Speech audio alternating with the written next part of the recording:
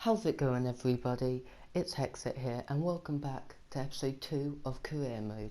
As you can see, we're going to play the semi-final of the European Continental Shield against Anderlecht. So we're going to get straight into this. Luckily I didn't skip like in the first episode. So 6 minutes in, their centre-backs gets a red card, not a red card, yellow card, but 12 minutes in, Balassi puts us 1-0 up.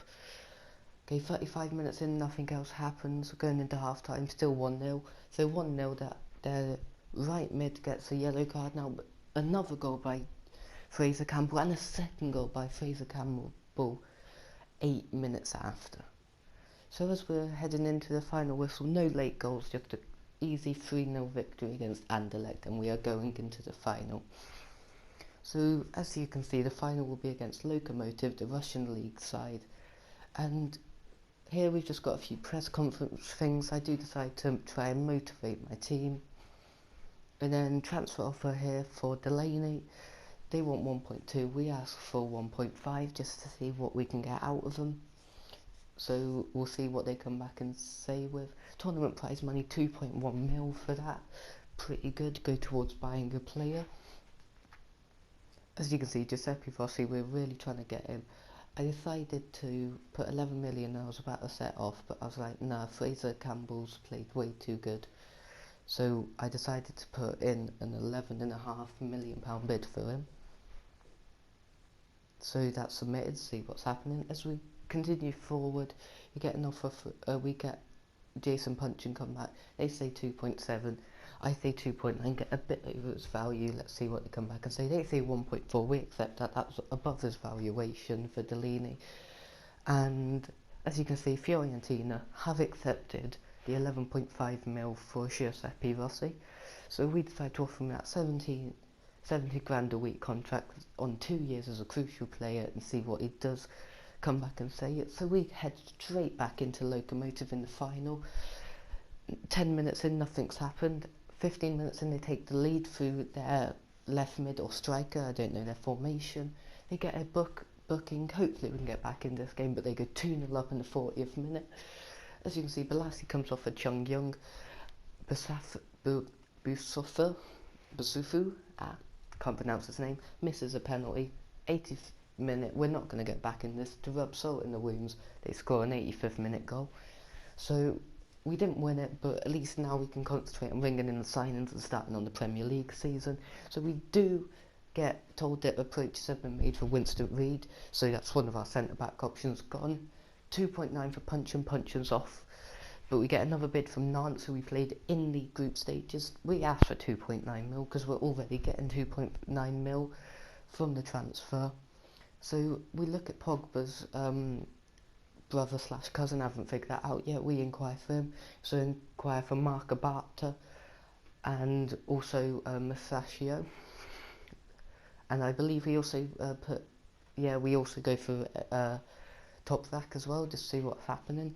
So talks are broken down between Delaney, sadly, so he's staying at the club. I don't really mind, but okay. So we go to Pogba now. They want 5 mil for him. I did look at that, but Toprak and Masaccio, they both want 25 and 23.5 mil respectively. I wasn't willing to pay that. So as you can see, Giuseppe Rossi declines the contracts. He says he's a top player at his current club and he doesn't feel like the move suits him. But we do put in another contract off. We do offer him 70 again, 10% bonus as a crucial player. See if that 10% bonus does anything. And Mark Abacha, they want 15 million. I did delete that because I was like, but we may come back to it. We do put in a £4 million bid for Pogba, and then we see what happened. But we do look at Batshuayi because we don't think we're going to get Rossi. So we do put in a £13 million bid. They wanted 19.5. We asked for 13 million. I think he can be a star of this team if we do sign him. So we submit the offer and see what happens. And they do come straight in and say, yeah, you can take him for 13 million. So we get straight into contract negotiations with Batshuayi. We offer him a 5-year deal with 10% bonus and 60 grand on the wage budget. We really want to get him in. As you can see, Saint Etienne rejected the approach for Pogba as they've already accepted from another team. I think I've just shown you there that Giuseppe Rossi does in fact decline his offer. So centre backs wise, because we can get Pogba, we do try and go in for Zuma, but they say that they believe he's worth more than 5 million that we started off the negotiations with. So we do go straight back in for him, and we do offer him 7.5 million to Chelsea for him. He's a squad rotation player. I don't expect to be paying any more than 10 million. So as you can see, Batshuayi has accepted his contract, and that's the first first signing in general that we have made for Crystal Palace. And we get a transfer offer here for Speroni, 2 million, and we are asked for 3 because he's a 77 rated goalkeeper. We expect a bit of money from. Chelsea come back and say, 14.5 for Zuma. There's no way that's happening, so I do look at getting Phil Jones, but they want 17.5. I'm not willing to pay that, so I do go down, and I do try and offer 10, but I don't have the budget. So what I do is I offer them, actually I don't offer them, I go straight in for John Stones, and because John Stones, he's 21, he's solid, future leader if we need a new captain at some point. They come back in 14 million for John Stones. So I'm looking and I'm thinking what I can do, so I decide to just submit an £8 million offer and see what they come back with. Newcastle don't want to pay that 3 million for Speroni. That could have really helped us.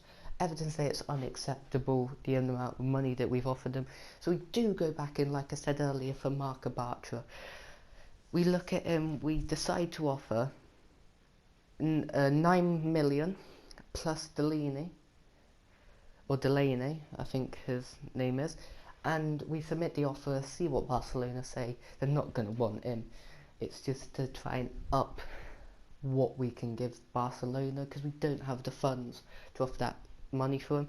But we go straight into our first game here against Norwich City in the Barclays Premier League. We're playing away at Carrow Road, and you're just about to see their team pop up right now.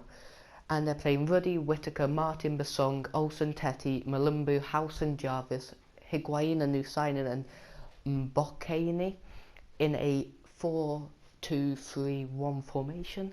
Quite deadly formation. My team right here. It's just, as you can see, the fans are cheering. They're really loving football being back. My team: Alex McCarthy, Ward, Dan, Delaney, Sir, MacArthur, Kabai, Saha, Balassi, Shamak and Batshuayi. Playing exactly the same formation, the 4-2-3-1 formation. Got those wide plays. So the first chance here.